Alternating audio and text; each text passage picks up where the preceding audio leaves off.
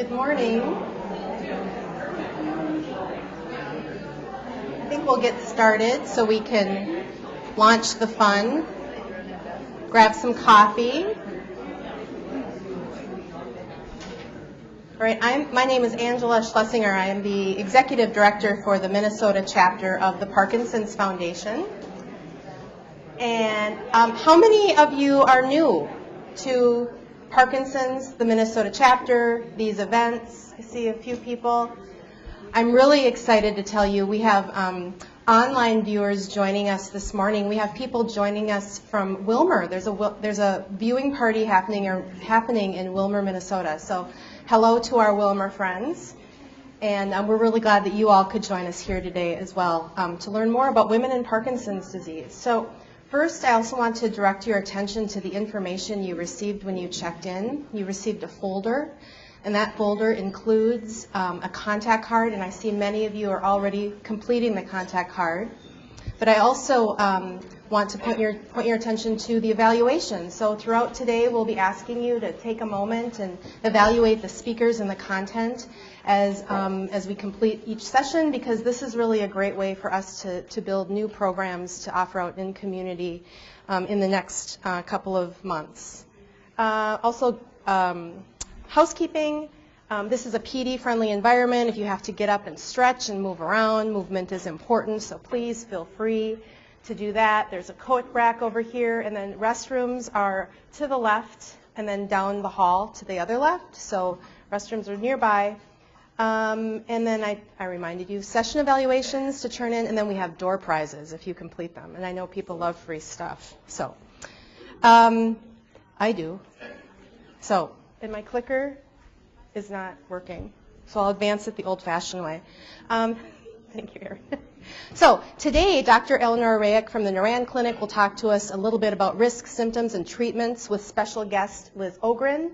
Then we'll also hear from Susan Vold, who's from the University of Minnesota. She will speak with us about care for women with Parkinson's. We'll have lunch, and then we'll have a panel of women with PD that have come together as volunteers to share their stories as well. So we're really looking forward to a great afternoon of sharing information and learning more about women's PD journey.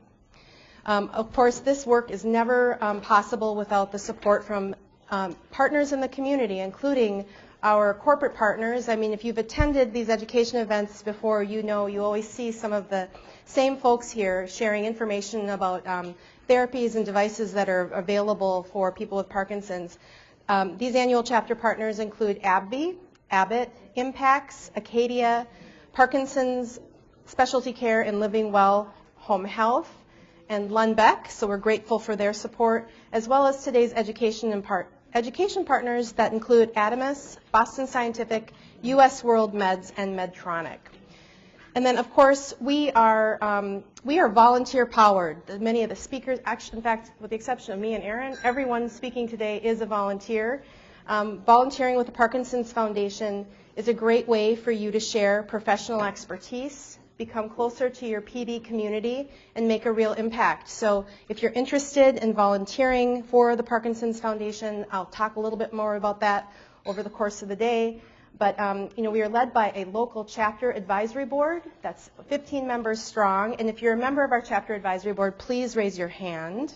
I'm looking at Mel Mitchell and Marilyn. So and Cynthia is also a member of our People with Parkinson's Action Council. Great volunteer support that helps us define programming and reach out as ambassadors to the Parkinson's community. So our mission at the Parkinson's Foundation, of course, we're a national organization, but we really do have local impact.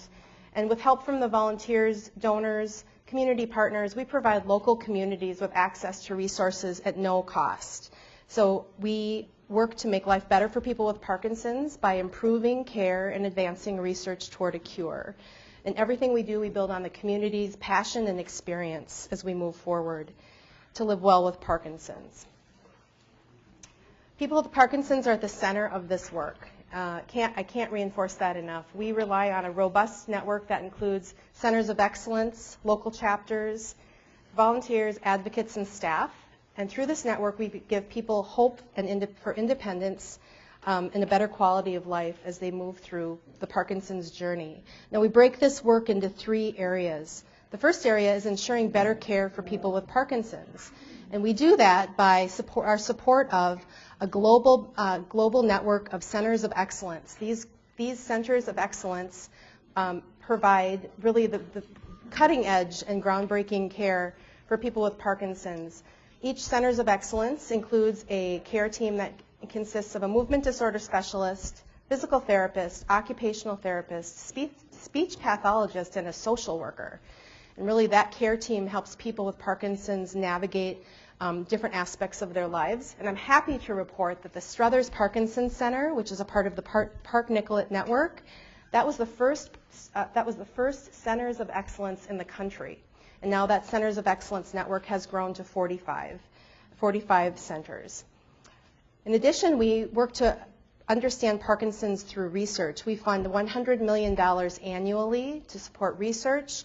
And those research investments really are across the continuum when you think about the aspects of research in terms of basic research in the lab conducted at the University of Minnesota, all the way to the clinical and outcomes-based research that you see at organizations like the Struthers Parkinson Center. So investments, again, $10 million annually, because we really believe that today's research is tomorrow's therapy. Yesterday's research is today's therapy. So we're all living well right now based on research conducted in the past. Finally, we educate and empower the community through events like this. Knowledge is power. You live well because when you have the information you need to move through your Parkinson's journey. My connection to PD is my mom was diagnosed in 2012. And of course, the first thing I did as the oldest daughter is I Googled and I found all this stuff, all of these acronyms, APDA, NPFM, PDF, all of these things I just didn't even know where to begin to make sense of it. So what we really look to do in partnership with community partners like the APDA, like the Udall Center at the University of Minnesota, is really bring information to the community, to people like you, so you can begin to make sense of Parkinson's and you can make good choices to help navigate your therapy and symptoms. So education events like today, including we have webinars, we have podcasts, we have free education books available at no cost, really with the intent to spread information.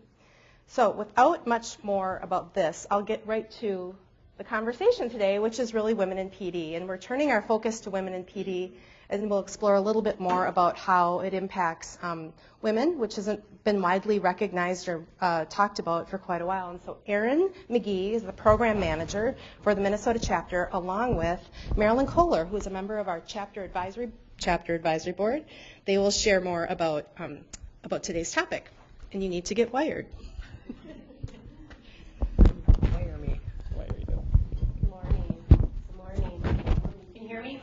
Yes. I can speak loud, so don't worry. Welcome.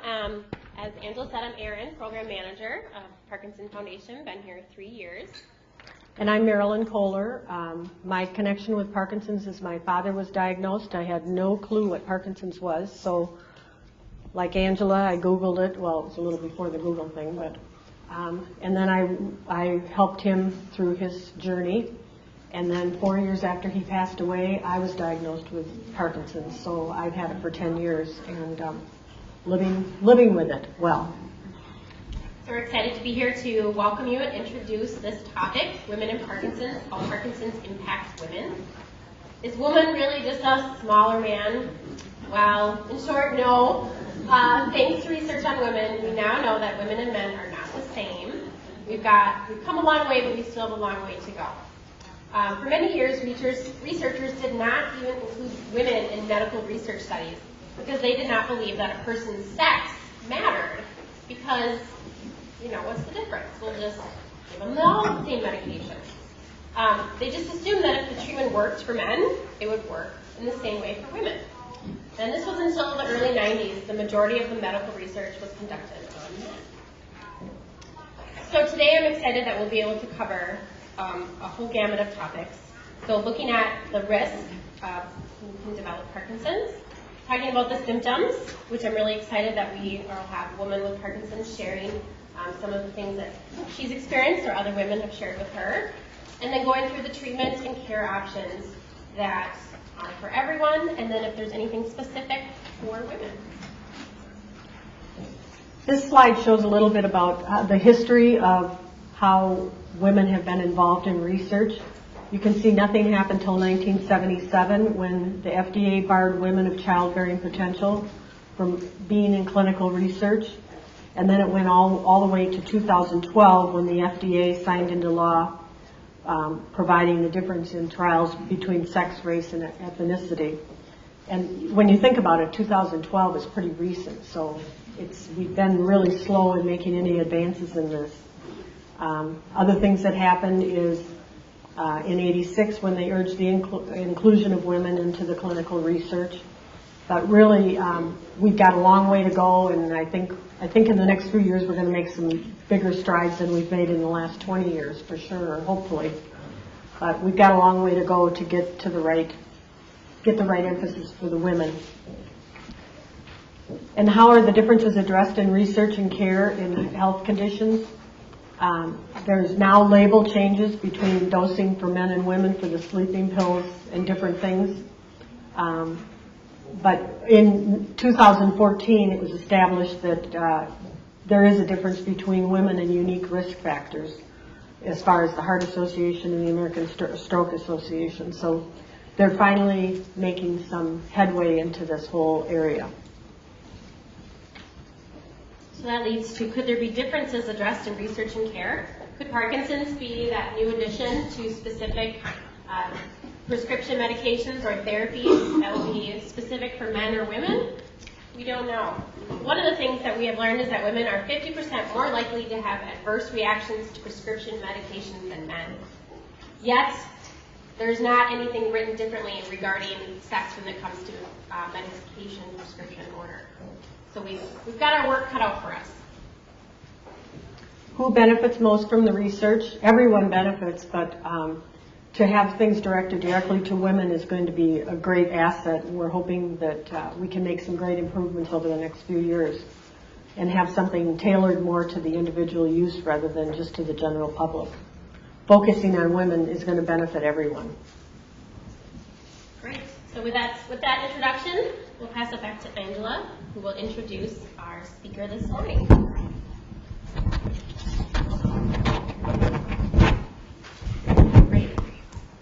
Now I'm happy to introduce Eleanor Rayheck, who will lead us through the next session, Women in Parkinson's, Risk, Symptoms, and Treatment. Eleanor is a board-certified neurologist specializing in movement disorder at the Noran Neurological Clinic. She treats neurological conditions which include Parkinson's disease, essential tremor, dystonia, ataxia, and Huntington's disease. She's also the medical director of American Parkinson's Disease Association Minnesota chapter. Thank you, Eleanor.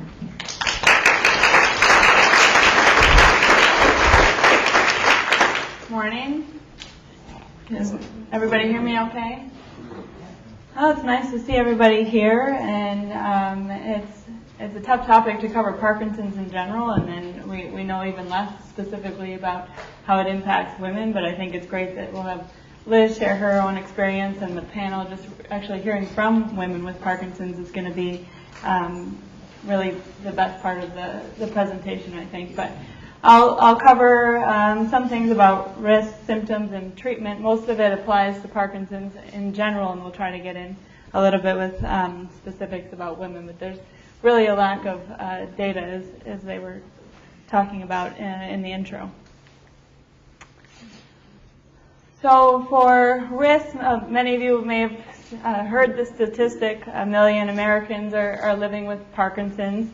This is data from 2002 or 2010 study, and there's not a Parkinson's registry, so there's not anything that's exact as far as numbers, but from Medicare diagnostic codes and information, they found these numbers, and you can see in Minnesota there tends to be more of an incidence here.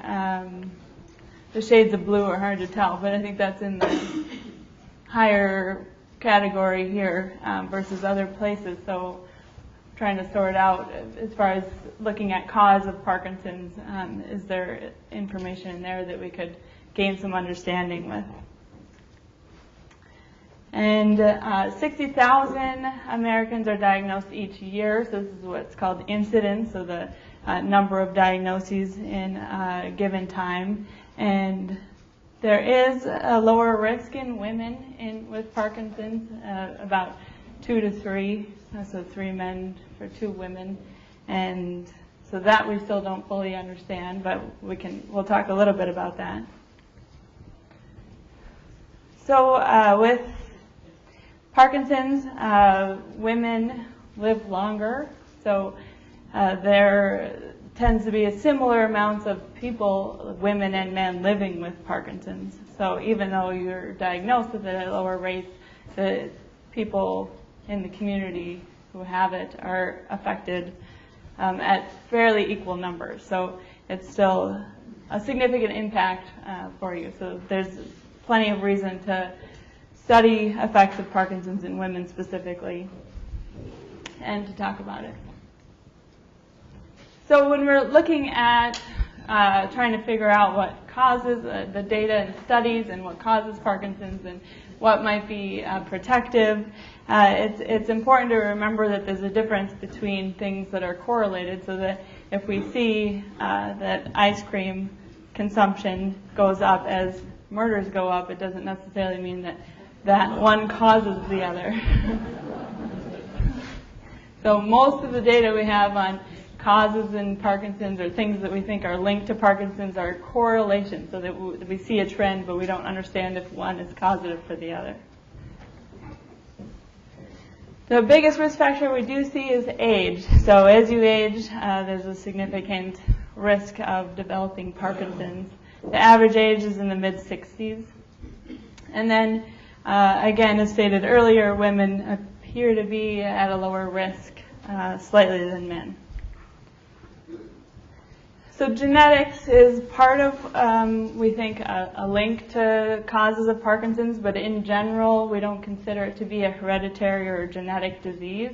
So there's more genes that we're finding have links to Parkinson's, and there's a few that seem to be actual causative mutations in the population, but those are very low percentage. So with the genes with a clear causative are in the 1% to 2% range, and then there's about 10% that we're seeing have an actual gene mutation that increases the risk of developing Parkinson's.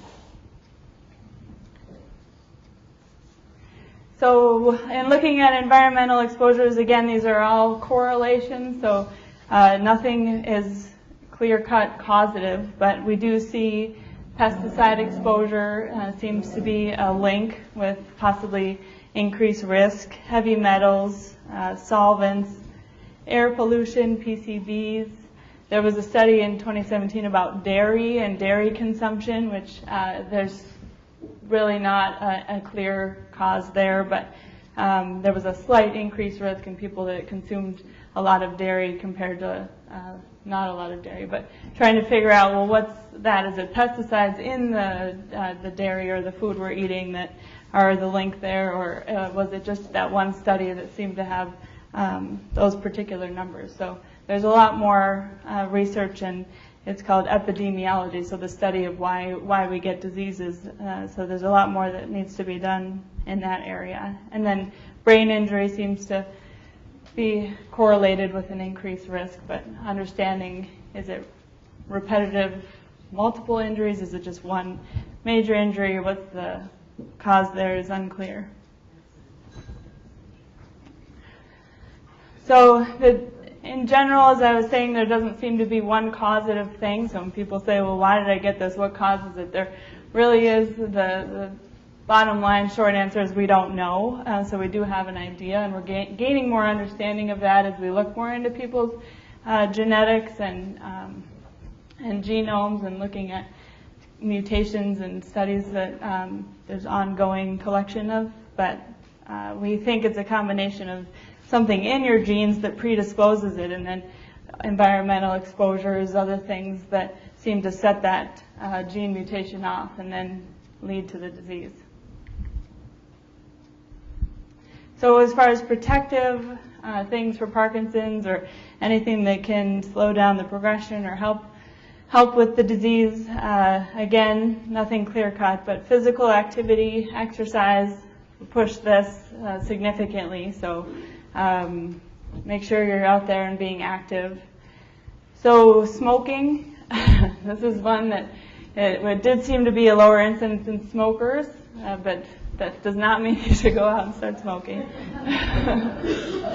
But nicotine is something that is still of an interest in Parkinson's treatment, and is there a protective factor to it. And coffee and tea drinking. So this is one that does seem to be more of a protective in men. Again, not clear as far as why that is, but seem to be more of a trend in men for that one. There's certain dietary foods. So flavonoids is a plant metabolite that you find in berries, like colorful fruits, vegetables, red wine, and chocolate. So anybody that likes that, moderation is always good. And then the polyunsaturated fatty acids, so it's like oil, the olive oils and fish and nuts and things like that, and vitamin D. Certain medications, so calcium channel blockers, that's a blood pressure medication, and there is a study that was wrapping up earlier this year that we might get some data on whether there's a particular calcium channel blocker that's protective in Parkinson's. So that's an area that's ongoing research in. And then the higher elevations of uric acid. So uric acid is what can lead to gout, but when it's in soluble forms where it's not crystallizing, it can be protective. And so they saw that this is what was observed more in men, but we're looking at higher levels of uric acid as a protective factor. And so there's actually a drug study going on with a drug that increases uric acid levels. And so we're going to see if that pans out to be protective at all. Question, does that imply that once you have Parkinson's, that's still helpful or not? Yeah, that's what we're looking at. So both the calcium channel blocker and the uric acid are studies in people with Parkinson's to see if it's protective at all, so if it'll slow down the progression of the disease. So estrogen, is estrogen in women the link, or is there a difference in estrogen levels that has an effect on the disease? We're not completely clear with that, but it doesn't seem to be a clear-cut reason why that would be why women get it less. So it doesn't seem that, especially as women age, the estrogen levels can go down, and then we see the gap of men and women getting diagnosed with Parkinson's widen even more. So that doesn't seem to pan out there. This is a slide that's hard to read. The main point here is looking at Parkinson's symptoms in pregnancy and whether rising levels of estrogen have an impact on the disease. And in general, it seems like symptoms, if anything, can worsen in pregnancy, but a lot of that might be due to other changes in metabolism and the way the body handles medications, and so dosing the medications and managing them right can get more challenging. So we think it might be more related to that. So looking at other reasons why women might be diagnosed with Parkinson's less than men, whether is it these environmental exposures that we see an increased risk. So are women exposed to pesticides and heavy metals less due to occupational history? That might be an option. Or head injuries, are women in contact sports less? And then that's a correlation possibly. And are there factors that we haven't found out yet that is the reason? And that's possible because there's a lot we don't understand, especially with these neurologic diseases. So I think there's ongoing research and a lot yet to be discovered with that. All right, so we'll move on to symptoms. Liz, do you want to come up? I was going to see what happened if I sit here and look at my name on it. They would go away. I will go away. Here's the. I have the one microphone. You don't? That's why she has Oh, Dr. Ray, keep her microphone too, because I was going to say. Should we use that? We'll use this one.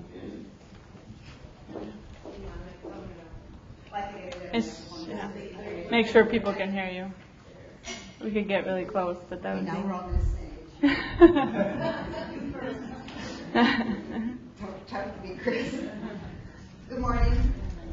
I'm really glad to see so many people here because this means that we're bringing attention to topics that really need to be. We can't hear. Okay. I'm glad. Can you hear me now? It is on, I think. Angela gave me the microphone and then turned it off. No, I'm just kidding. I'm really glad to see so many people here because it means we're bringing attention to topics that really need to have attention brought to them. So when I first started my Parkinson's journey, I was 39, and I went to a doctor to complain about what were Parkinson's symptoms. Still, yeah, try to hold it closer. But we didn't really know that that's what we were dealing with. So the doctor didn't really understand Parkinson's, even though she was a neurologist, and the education just wasn't there. The knowledge wasn't there that a 39-year-old could present with Parkinson's symptoms. And so it was a long journey for me from having symptoms to being diagnosed. So I think it's important to talk about this as women. It's important to talk about this as a person living with Parkinson's. So I might sound a little bit flippant about some of the symptoms because for me, getting through difficult things often is a road paved with humor. There's not much I can do about my Parkinson's but live with it and try to have a positive attitude. So I like to make fun of some of this stuff because I'm the youngest of 8 children. That's the way that I survived, growing up, is by being able to outsmart them and out-humor them. So at my time of diagnosis, we were talking about Parkinson's as a motor disorder or a movement disorder. And so what I did when I went home with my diagnosis, which was 5 years after this, so I was actually 44. Today I'm 22, so you can do the math. I went home and I said, okay, I have a movement disorder, I better not move. And better save it up. And so I literally thought that if I could lie on the couch long enough, I could save up enough movement to be able to have it when it was useful to me, which is totally the wrong tactic. So, if you're feeling symptoms, motor symptoms like lack of balance, practice your balance. If you're feeling symptoms like rigid muscles, move your muscles. If you are walking slowly or moving slowly, practice moving quicker. So what did I have? So I have slowness and then tremor. I was a 5th grade teacher for many years, and I would shake, and when I would get more nervous or more excited, whether it was positive stress or negative stress, I would shake more. So if I was really excited about something, I would shake like this, and the students would say, stop that. Calm yourself. And I'd say, well, I'm calm. You don't have to look at it if it bothers you. Or they would say, sit down or something. Or, why do you walk like C-3PO? I think, well, these are all ways that they perceive me, and because they were funny about it, I could be funny about it. I came to realize that there were more to the motor symptoms than just the rigidity and the slowness and the tremor and the funny way that I walked. I had trouble getting the words out that I wanted to say. I would have a lesson prepared and the words wouldn't come out. I would stutter. I would lose my train of thought, which now gives us over into more the non-motor symptoms of Parkinson's. The cognitive things that start to happen, which are more embarrassing to talk about. It's easier to talk about being a little bit clumsy physically than it is to talk about being a little bit clumsy mentally. So I'd always been able to talk pretty fast, pretty rapidly. Could be a good smart aleck when the situation called for it. But now I had slower processing. And I don't want to admit that I have slower processing. Even coming up here today, if you gave me a list of things to talk about, I'd say, yeah, I'll talk about those, but I'll miss stuff, because I'm not fully, don't have all my marbles the way that I used to. Literally, I have marbles spilled in the bottom of my car, and they roll around when I drive. I can't find them, so it's really a good thing to be able to say. I did lose my marbles, literally. And who wants to talk about constipation? Freezing of your digestive tract. Maybe you can't move your digestive tract the way you used to want to. And so you'll go around to your friends and say, let's talk about constipation today. Or let's not. Or you want to talk about freezing of gait? Well, how about freezing of your face or freezing of your mouth? Or freezing of your eyelids. They're not blinking as often as they used to. My favorite question when I go to the doctor is, the doctor will say, are you having any hallucinations or delusions? And I'll say, what? No, I'm fine. They can at least have a sense of humor about it too. But hallucinations aren't funny if you're really having them. You're seeing things that aren't there. Or delusions, you believe things are true that really aren't true. But there are things that you have to be frank about with your doctor so that you can get the help that you need. And so that we can help educate people who are doing the research, and the doctors who are taking care of it, and the nurses and the teams that are taking care of us, about the real things that are happening to our bodies and to our minds. I used to come home from school and lay flat on the couch till the next day. My kids were, I had symptoms from the time my oldest child was in first grade, so they kind of grew up with this. And I would go home and I'd flatten out on the couch for a couple hours if I could. And then I'd get up and make dinner and I'd just go to bed. And I'd put the kids to bed. I didn't not take care of the kids. But it took every ounce of energy that I had to do it. And once I quit working, I was amazed that I had done it for as long as I had. So that fatigue is real, even though no one will give you a kitchen pass for saying, I'm tired today, count me out. You still have to try to get up and rally.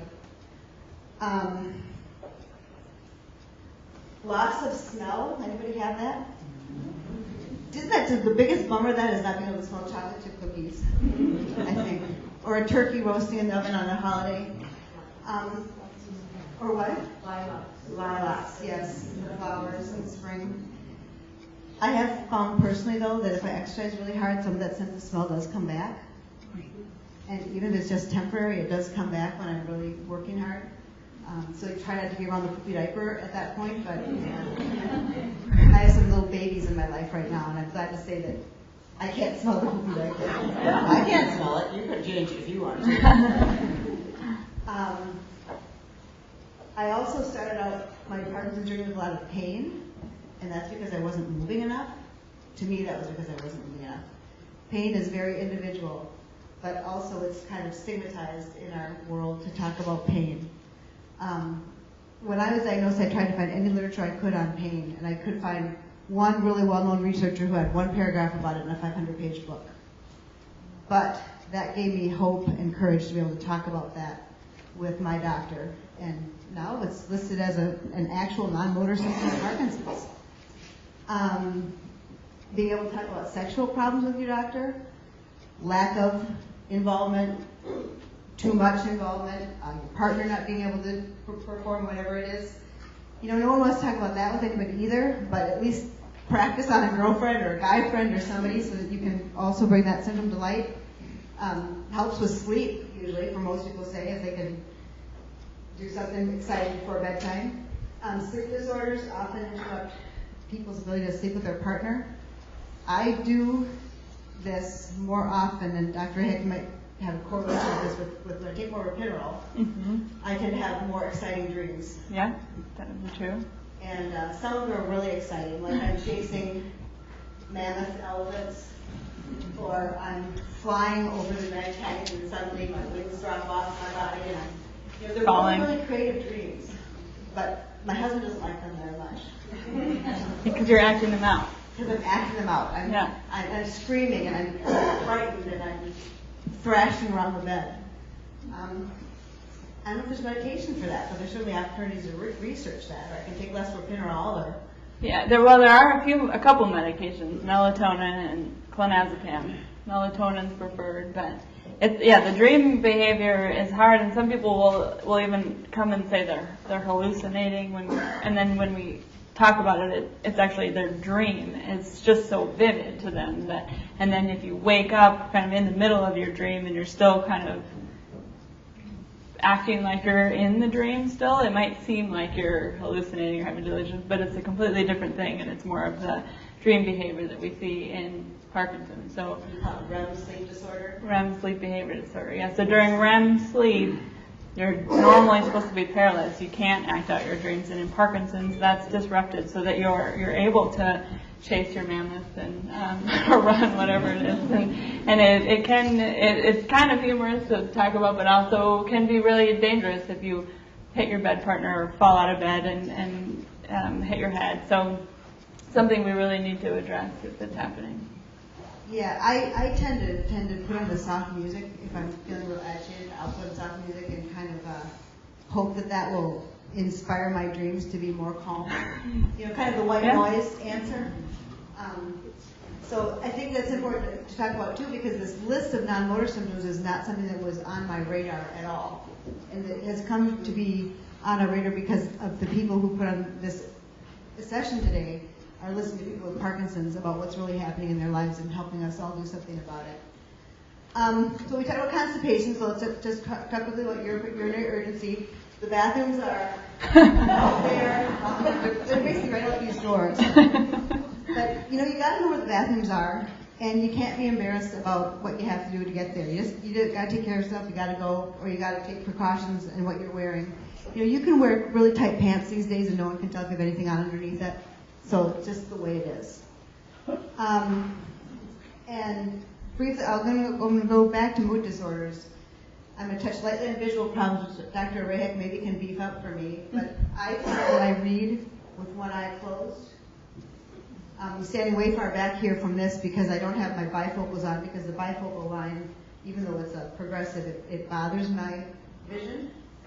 So I think that one of the newer discoveries too is there are related vision problems that come with Parkinson's. Mm-hmm.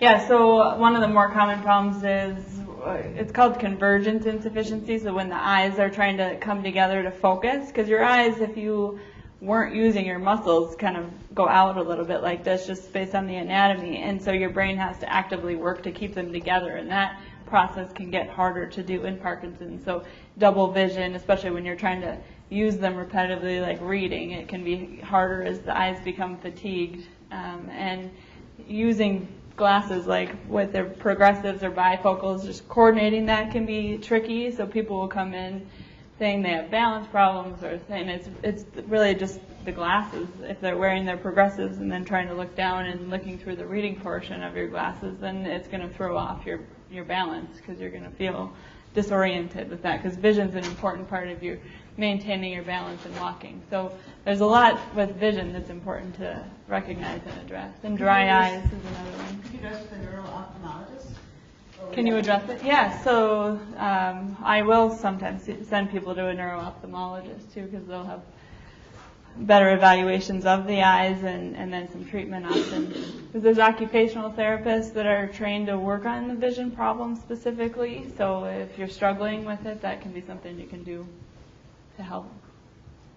That was news to me. I had to learn that from a friend, which again points to the fact that you're all in this room together and you're all at tables, and hopefully with some people that you don't know. And you can hopefully hear their stories today about things that they've encountered that they wonder if those are Parkinson's symptoms or not, and that's a good way to get a conversation started too about maybe the list is longer than this. Isn't that nice to think about? The list could be longer than this. I just want to touch briefly on movement disorders, and then we'll go on to the symptoms that most impact women. Mood disorders. Mood disorders. Very stigmatized in society. I noticed that there's a lot of conversation about mood issues on the news. In my community, there are meetings where people trying to talk about mental health. If we can all talk about it, we can make it less stigmatized, and we can forward the knowledge and make it so that we can do something about it. Like I said, I hit the couch after I was diagnosed with Parkinson's. I would call that depression. You know, I'd had it before as a teenager. I was very anxious about everything. My niece was getting married in San Diego, and I wouldn't go because A, 9/11 had happened, and B, there were fires out there. There are always fires out there, right? But I would not go because I was too afraid of very irrational things. I was ready to move to Toronto because everything was better in Toronto. That was a sign of my anxiety. Being irritable, yes, I was irritable. I was always irritable. Cantankerous even. Just kidding. Just a big word. But I was also apathetic, and that's something that I want to just make sure you have in the forefront of your mind.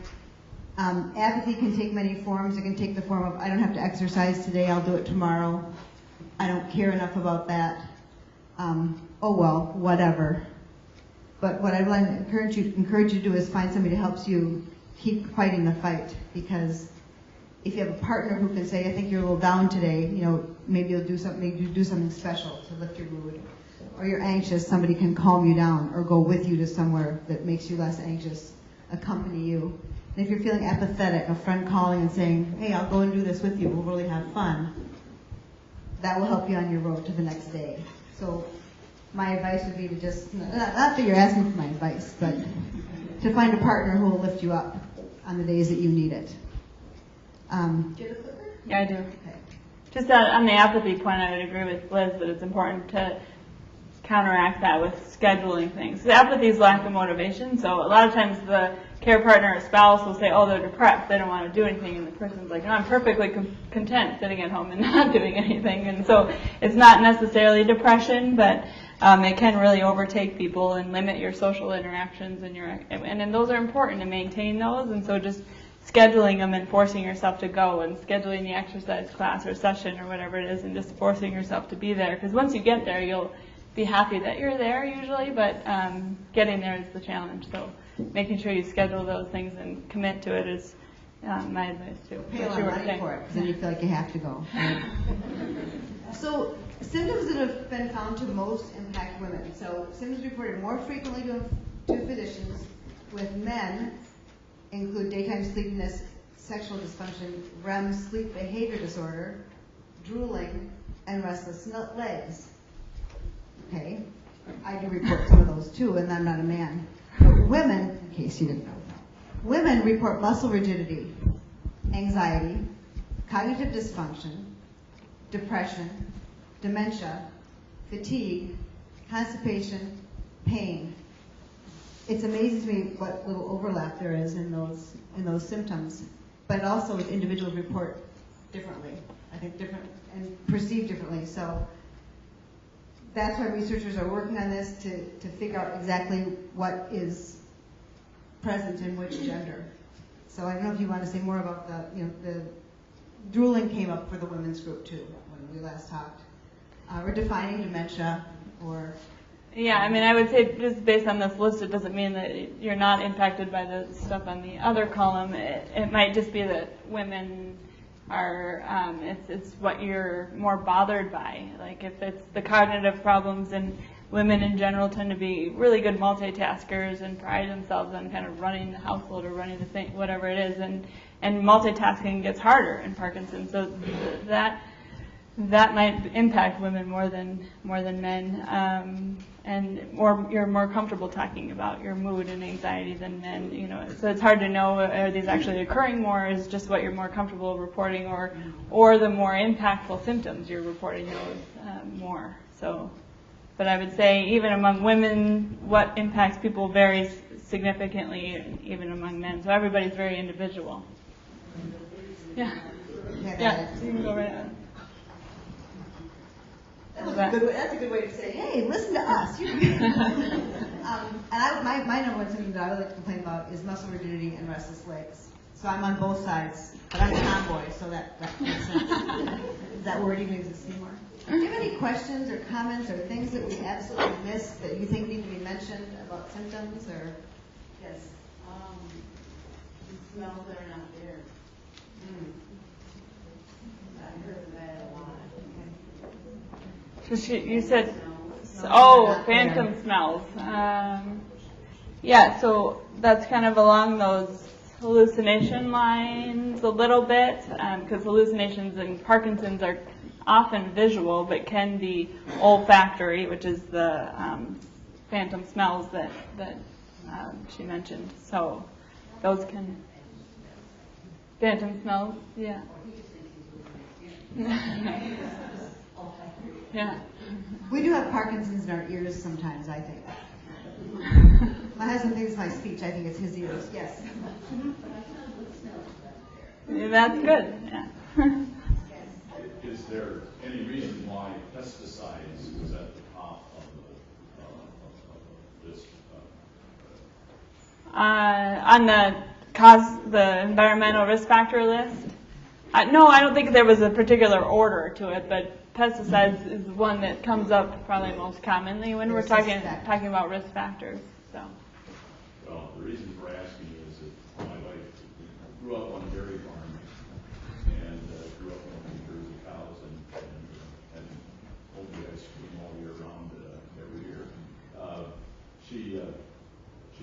ag chemicals and with DDT in the 4-H programs and so on down in East Buffalo Iowa. So most of her first 20 years, she was exposed to all that kind of thing, as well as well water and ag chemicals of all kinds. And then 5 years, when we were in our 30s, early 40s, we moved to Africa and spent 5 years in Tanzania. There are a slum on the Indian Ocean. And our apartment there was fogged about 4 or 5 times every year, Ron remembered. And we're pretty sure it was fogged with DDT. And I do know that Ron and our Tanzanian woman worker would always go back in and start re-washing everything and before the apartment had been done. And I'm just wondering if that combination played an issue with her developing Parkinson's symptoms at age 40. And it is really hard to know, and it may as well have, but you don't know. Is it the one thing? Is it the cumulative effect? So I think there's still a lot of questions. Two short things. One is you mentioned that women in the agriculture communities were less affected, but I've also heard that women in some places are more affected because of all the cleaning agents and the closed houses all winter, that kind of thing. And the second thing is, are dyskinesia, dystonia tend to be more women or more men? Do you know? The dystonia is more of an age, so a younger age of onset. People tend to have more problems with dystonia. I'm not aware of a men-women problem. Dyskinesia does seem to occur earlier in women in a lot of cases as far as the side effect of carbidopa-levodopa. So, Dystonia, what is dystonia? Is a contraction of the muscles, so when the muscles kind of posture abnormally. Rigidity is a little bit different than dystonia, but they're along those same lines. So rigidity is stiffness, where it's just hard to move them, like you're moving through molasses. And then dystonia is where the muscle's actually contracting. Like if your foot cramps or the toes curl in, that's a common dystonia that people with Parkinson's will get. I'd just like to say thanks for mentioning apathy and the need to continue to keep your partner involved. I think that's really important, at least from our experience. So the conflict there is, things take longer. So there can be more anxiety in that built up in trying to get to activities, but I don't think that's a reason to give up on going. Right. Thank you. 100% of the time I'm always thankful for what I did, not for what I didn't do.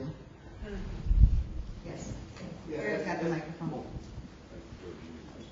As a partner, if you notice some symptoms, particularly cognitive dysfunction, is it better to bring it up or just let it slide?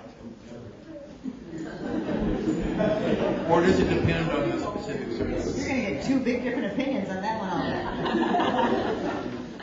I, as a treating physician, would rather know about it so that we can address it. So I think if you do notice something, it's helpful, even though it is hard to talk about for both people involved. It is important to address and acknowledge that, this is part of it, and there's some things we can, once you acknowledge it, you can try to work around it. So I think it is helpful to talk about.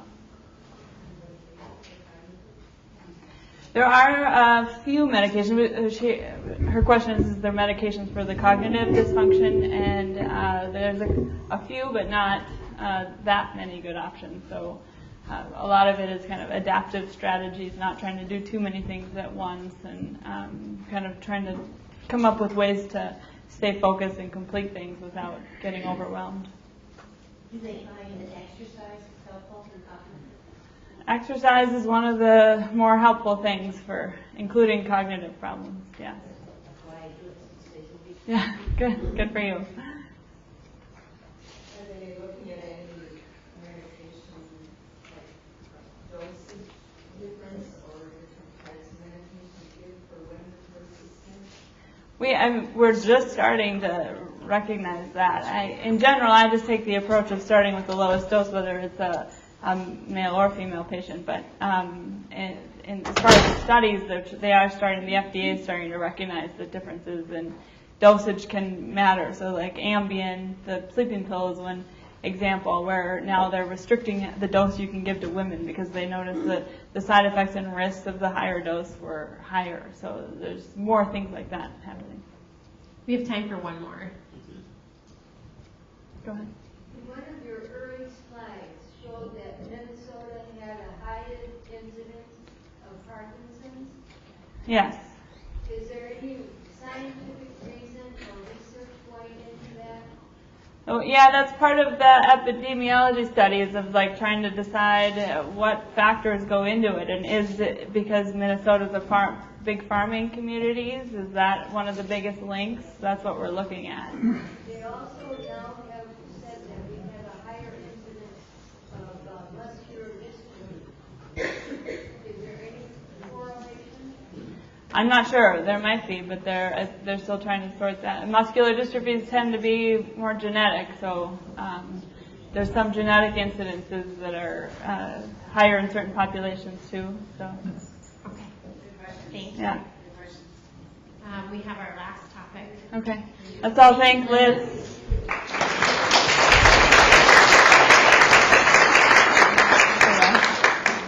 Yeah, that's good.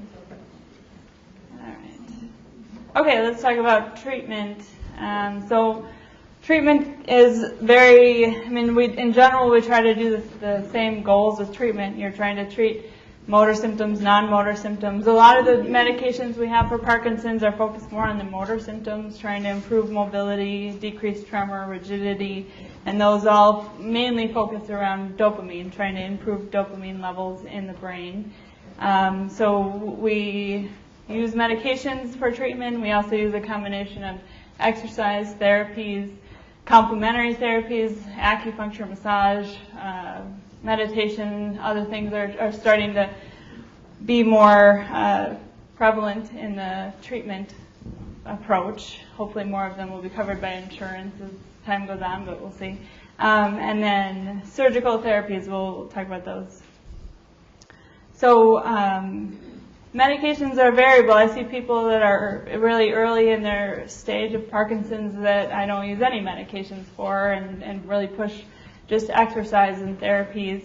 And then depending on what other medical problems you have and what other things we need to address, that plays a role as well. And everybody has a different comfort level with taking medications and what symptoms are bothersome to you. So we address all of that, but deciding which medications to use, there's a lot of factors, including age and, as I was saying, the sex of the patient, men, women, plays into it a little bit, but it's still more individual. So there's some women that react differently to certain medications than other women, so I wouldn't say that there's a hard and fast rule for any patient population.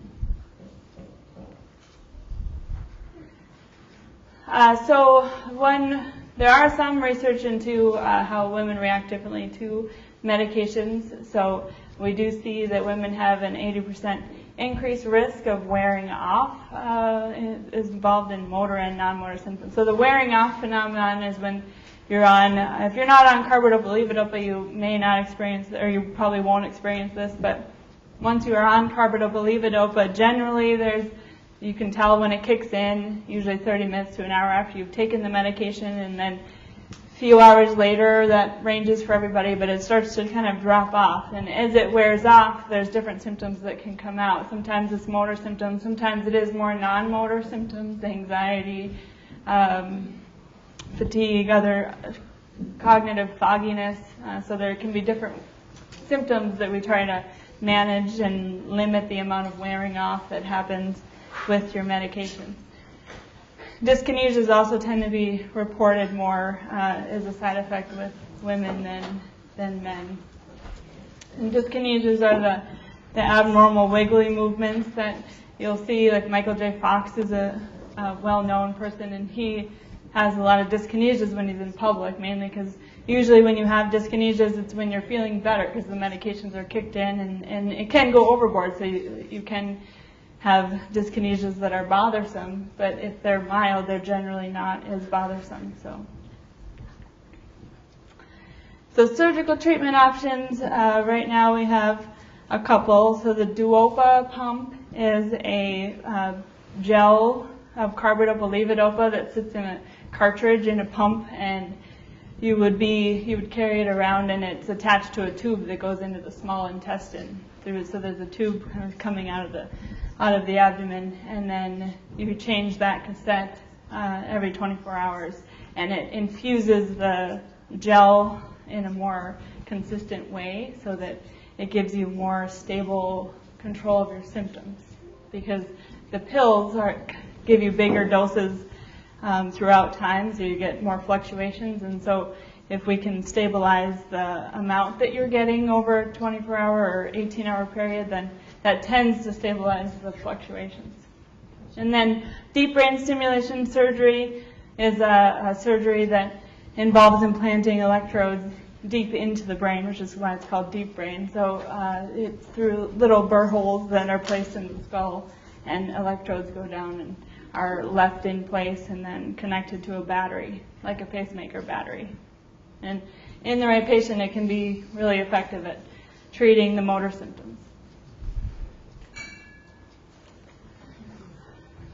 So in general, women who get DBS therapy tend to have greater improvements in quality of life than men. It's not really clear why that is. And then women are actually less likely to get DBS treatment. So why that is not clear. Are women less likely to, or less interested in getting surgery? Is it offered or not talked about as much with women? That's kind of what we're still trying to sort out there. So other lifestyle changes that can be helpful to help manage your symptoms. Again, exercise is a treatment that not only helps your short-term symptoms, but seems to slow down the disease or helps your long-term outcome too. So I just push that most importantly. Dietary factors seem to play a role. If you eat more healthy foods, more whole foods, you're going to feel better. Try to avoid a lot of the sugars and processed foods, and that'll make you feel more tired and lead to more fatigue. And then long-term protective factors for the brain with certain diets seem to be possible, like higher antioxidant foods, berries, fruits, vegetables. Mediterranean-style diet has shown some evidence that it's helpful for the brain long-term. And then speech therapy can be helpful for softer voice, trying to speak louder, so loud therapy is a well-known therapy to be beneficial. Speech therapy can also help with swallowing issues and staying ahead of any problems with swallowing that you might have. Physical therapy, really important, so there's big therapy, and then power therapy with PWR, so there's different physical therapy programs that can be beneficial, but important to have a therapist that you see periodically, I think. So treatment options might differ between men and women, and it's not exactly clear, but is it patient preference? Is it the perceived risk of the medications? Is there a difference between men and women about concern about side effects? Are there different recommendations made by physicians because of biases? That's possible. And then looking at other health conditions or other things that might be having an impact as well that can affect men and women differently. So I think that's the break. Do we have time for anything? Yeah. Yes, we have full 10 minutes till 11:15. Okay. You talked about exercise. Could you share what you think is the number one most beneficial exercise for someone with Parkinson's? The one you're going to do.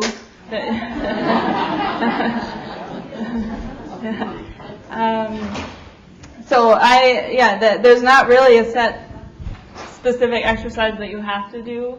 But we try to incorporate a variety of different things. So if you can do an exercise that gets your heart rate up a few times a week and get the aerobic activity going, that's important. So like boxing's popular because boxing does that, but it doesn't have to be boxing. If you like a dance class or aerobics or a stationary bike or a treadmill, walking briskly, all of those can be beneficial.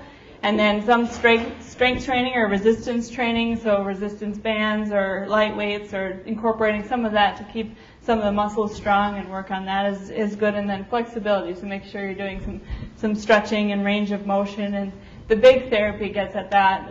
Probably one of the better things to do regularly is making sure you're moving like opposite arm, opposite leg, and stretching and doing that as much as you can. Trying to incorporate all of those things is the best. So. I have a question. In regards to, you had the incidence thing up there? Oh, incidence. I guess my question is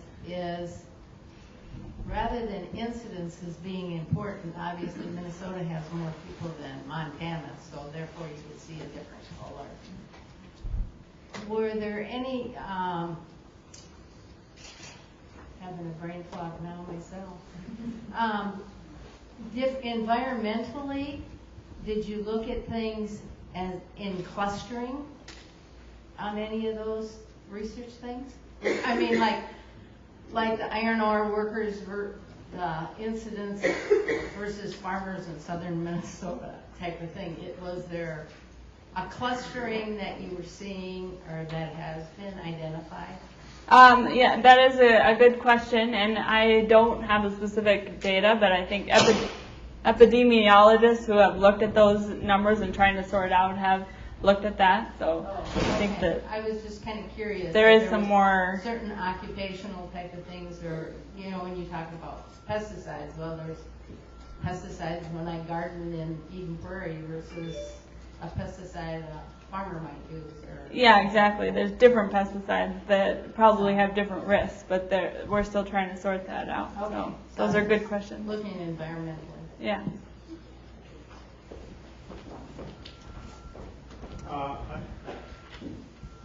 noticed the daily napping up there, and I read it in the paper yesterday, I think. Does that mean those of us that have to take a nap every day, if we discontinued napping, that would be an improvement? And then there's also restless sleeping and whatever. So then if you didn't nap during the day, you would sleep better at night? Yeah, those are good questions. Where was the nap? What was that? Back ways, way back. Oh. Daytime sleepiness, right there. The daytime sleepiness. Yeah. So the daytime sleepiness I also find to be a problem with men and women. But taking naps is not a bad thing. It can be refreshing and restorative. It just, you have to be careful about how long you're napping and making sure it doesn't interfere with your nighttime sleep. So I have patients that can take a 2-hour nap and still sleep well overnight, but most people try to limit it to about 30-minute nap, 30 minutes to an hour, and then it shouldn't disrupt your overnight sleep. Go ahead. Hi, I had some questions about the dietary factors. I've been doing some research into brain chemistry and foods, and like you mentioned, sugar and flour can downregulate the dopamine receptors. And so I was wondering if there's been research about that in Parkinson's patients, about how not eating sugars and flours will help get more dopamine into your system. And also, I recently heard about a study that found that foods you need to chew real well stimulate neurogenesis in the hippocampus. So I was wondering if you knew anything about that. Those are interesting points. And as far as the sugar and flour question, that I'm not aware of any specific studies in Parkinson's and how those specific dietary changes impact the brain. There might be them. I just don't have any numbers to quote you. And then the chewing foods in the neurogenesis and the hippocampus. So the hippocampus is important in memory and storage of memories, and I also am not aware of that, so I don't have a comment about that, but that's interesting. On TV, you see advertisements for various supplements, and one of the ones that we see is Prevacin. It supposedly helps the brain to be more functional. What do you find about that?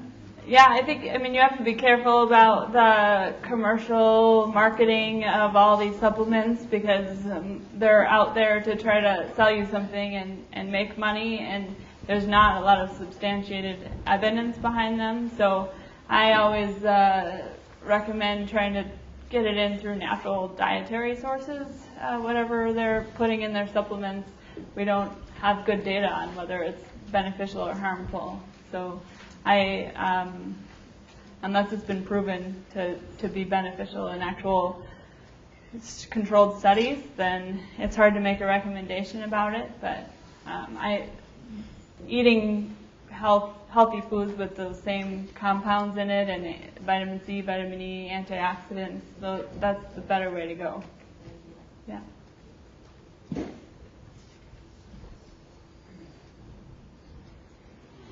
Go ahead.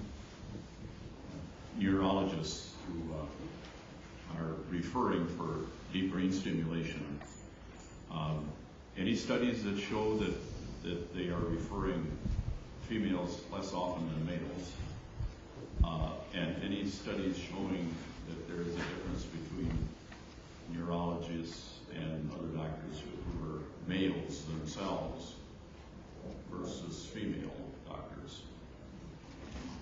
Those are good questions, and I don't believe that those have been looked at, those factors of referring for surgery. Are we going over here? Just real quickly, have you heard anything about bacteria in the gut and Parkinson's? Yeah, so the gut has had a recent big interest in the world of Parkinson's because there are some studies showing a link between the gut and the early symptoms of constipation and things involving the gut raise that interest. And then there's also some studies, because there's a big nerve, the vagus nerve, that connects the gut to the brain, and so we're looking at that. Is that a pathway of how the disease might start in the gut or affect the gut early on before it spreads to the brain? So there was one study where there was patients that in the past they used to cut the vagus nerve to treat ulcers, and in patients that have had that done, there was a lower risk of getting Parkinson's in those patients. So there's ongoing interest, and then there was a more recent study showing a different bacteria that was lower in guts of Parkinson's patients, and so we don't know if that's a correlation, so we don't know what's causative in that setting. But okay, we have time for one more question. Are you aware of any studies that correlate the incidence of Parkinson's with the prescribing of certain statins to lower cholesterol? Statins I am not aware of with Parkinson's link. Yeah. Yeah. Thank you. All right, that concludes our questions. Thank you, Dr. Eleanor Ray. Thank you.